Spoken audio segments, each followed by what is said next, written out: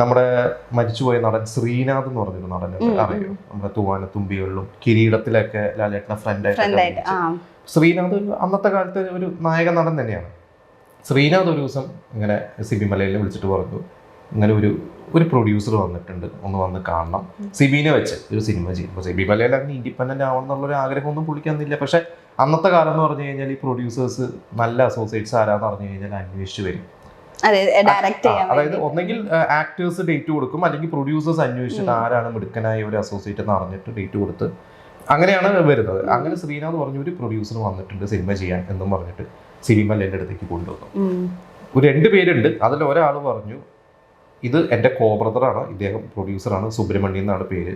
ആ പറഞ്ഞ ആള് ആയിരുന്നു നമ്പി നാരായണൻ, സയന്റിസ്റ്റ്.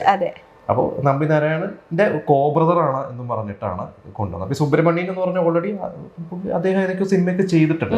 അങ്ങനെ ആ പ്രൊഡ്യൂസർ സിബി മലയുടെ അടുത്ത് പറഞ്ഞു, നിങ്ങളുടെ ആദ്യത്തെ സിനിമ ഞാൻ പ്രൊഡ്യൂസ് ചെയ്യാം, നിങ്ങൾക്ക് ഇഷ്ടമുള്ള ഒരു സിനിമ എന്ന് പറഞ്ഞു.